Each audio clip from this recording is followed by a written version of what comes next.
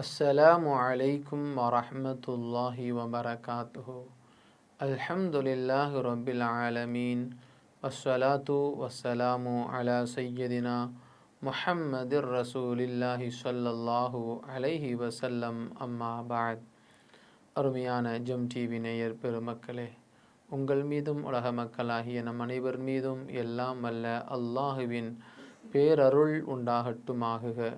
அருமையான நேயர் பெருமக்களே, இஸ்லாமிய நற்போதனைகளில் இன்றைய தினம் நாம் பார்க்கவிருப்பது பெரும்பாலானோர் அறியாதவர்கள்.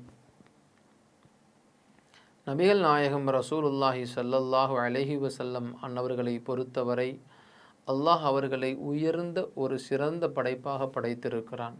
வமா அர்சல்னாக இல்லா ரஹ்மத்தல் லில் ஆலமீன்.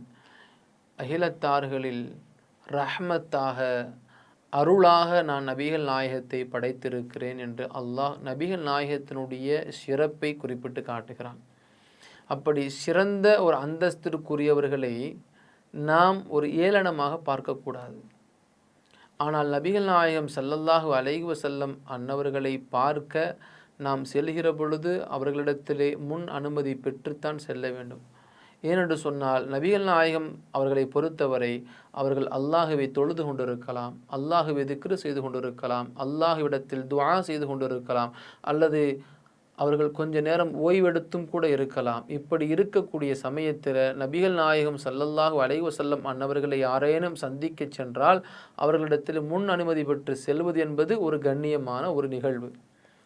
அதைத்தான் நபிகள் நாயகம் ஸல்லல்லாஹு அலைஹி வஸல்லம் அன்னவர்கள் சொல்வார்கள், யார் எந்த ஒரு மனிதன் யாரை சந்திக்க சென்றாலும் அவர்களுடைய நிலையறிந்து அவர்களுடைய அனுமதியை பெற்று செல்வது என்பது ஒரு கண்ணியமானதாக இருக்கும்.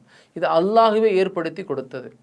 அல்லாஹு சுப்ஹானஹு தஆலா திருக்குர்ஆன் ஷரீஃபிலே ஒரு இடத்திலே இப்படி குறிப்பிட்டு காட்டுகிறான், இன்னல்லதீன யுனாதூனக மின் வராஇல் ஹுஜராத்தி அக்ஸருஹும் லா யஅகிலூன்.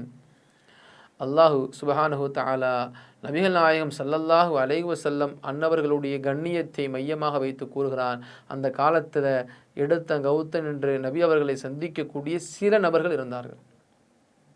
நபி அவர்களுடைய நிலை என்ன, நபி அவர்கள் எத்தகைய இபாதத்தில் இருக்கிறார்கள், நபி அவர்களுடைய சூழல், அவர்களுடைய நிலையை அறிந்து சந்திக்கக்கூடியவர்கள் இருக்கிறார்கள் சில பேர்.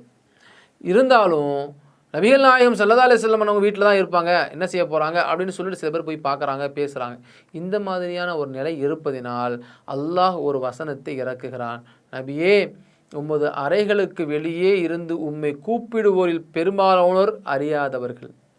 நபிகள் நாயகமே, உங்களை பார்ப்பதற்காக வேண்டிய, உங்களை அழைப்பதற்காக வேண்டிய சில பேர் வருவாங்க போவாங்க. ஆனால் உங்களுடைய கண்ணியம், உங்களுடைய தரஜாவை அவர்கள் விளங்கி இருக்க மாட்டார்கள். வெளியே இருந்து உம்மை கூப்பிடுவோர்கள் இருக்கிறார்களே, அவர்கள் உங்களுடைய மகத்துவம் அவர்களுக்கு தெரியாதவர்களாக இருக்கிறார்கள்.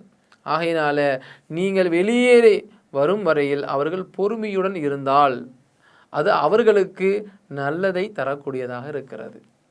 நபிகள் நாயகம் ஸல்லல்லாஹு அலைஹி வஸல்லம் அவர்களை அவர்களுடைய நிலை அறிந்து யார் ஒருவர் புரிந்து கொண்டு சரியாக நடந்து கொள்கிறார்களோ அவர்கள் நபி அவர்கள் அவர்களுடைய இருப்பிடத்திலிருந்து அவர்களுடைய அழைப்பை ஏற்று வெளியில் வரும் வரை அவர்கள் பொறுமையானவர்களாக இருந்தால் அவர்களுக்கு நன்மை இருக்கிறது என்று அல்லாஹ் கூறுகிறான். அப்போ என்ன அர்த்தம், நபிகள் நாயகம் ஸல்லல்லாஹு அலைஹி வஸல்லம் அன்னவர்களுடைய நிலை நமக்கு தெரியணும். பெரும்பாலான நபர்களுக்கு ஒரு மனிதனுடைய சூழ்நிலை தெரியாது. சரி, நம்ம ஒரு ஆளை சந்திக்க போகிறோமே, அந்த நிலை என்ன, அவங்க எப்படி இருப்பாங்க.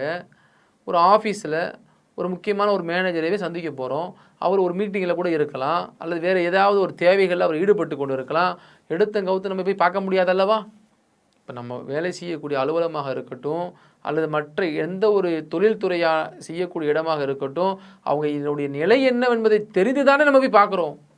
அதுதான் இங்கிதம், நாகரிகம் அதுவாகத்தான் இருக்கிறது. சில பேர் அந்த இங்கிதத்தை புரிந்து கொள்வது கிடையாது. எடுத்தன் கௌத்தன் என்று பேசுவது, எடுத்தன் கௌத்தன் என்று நடந்து கொள்வது. நபிகள் நாயகம் ஸல்லல்லாஹு அலைஹி வஸல்லம் அன்னவர்களுடைய விஷயத்தில் அல்லாஹ் இப்படி சில நபர்கள் நடந்து கொண்டதனால் இப்படி சொல்கிறான், நபி அவர்களே, சில பேர் அறியாதவர்கள் இருக்கத்தான் செய்கிறார்கள். உங்களை விளங்கி கொண்டவர்கள் சரியாக நடந்து கொள்வார்கள். உங்களுக்கு உண்டான கண்ணியத்தை கொடுப்பவர்கள் சரியான முறையில் நடந்து கொள்வார்கள். உங்கள் மீது வைத்திருக்கக்கூடிய அந்த கண்ணியத்தை புரிந்து கொண்டவர்கள் பொறுமையாக இருப்பார்கள் என்று அல்லாஹ் இங்கே குறிப்பிட்டு காட்டிவிட்டு அதற்கு அடுத்து குறிப்பிட்டு காட்டுகிறான், அல்லாஹ் மிகவும் பிழை பொறுப்பவனாகவும் இரக்கமுடையவனாகவும் இருக்கிறான். அதற்கு அடுத்தடுத்து வரக்கூடிய வசனங்கள் அல்லாஹ் தெளிவாக குறிப்பிட்டு காட்டுகிறான். நபிகள் நாயகம் என்பவர்கள் ஒரு சாதாரண ஒரு மனிதர் அல்ல. ஏனென்றால் அவர்கள் எந்நேரமும் அல்லாஹுவை மட்டுமே சிந்திக்கக்கூடியவர்கள், அல்லாஹுவை மட்டுமே தன் உள்ளத்திலே வைத்திருப்பவர்கள். நாம் அப்படி கிடையாது. நாம் நமது தொழில்துறைகளில் கவனம் செலுத்துகிறோம், வியாபாரத்திலே கவனம் செலுத்துகிறோம், வருமானத்திலே கவனம் செலுத்துகிறோம், குடும்பத்திலே கவனம் செலுத்துகிறோம், எப்படி சம்பாதிப்பது, எப்படி வாழ்க்கையை கழிப்பது, இதுதான் நமது வாழ்க்கையாக இருந்து கொண்டிருக்கிறது. ஆனால் நபி அவர்களுடைய சிறப்பு, நபி அவர்களுடைய கண்ணியம் அப்படி கிடையாது. ஆகையினால்தான் அல்லாஹ்வே குறிப்பிட்டு காட்டுகிறான், பெரும்பாலானோர் உங்களுடைய விபரம் விளங்காமல் இருக்கிறார்கள். ஆகையினால அவர்கள் விளக்கமடைந்து விட்டால் உங்களுடைய கண்ணியம் அவர்களுக்கு தெரிந்துவிடும் என்று.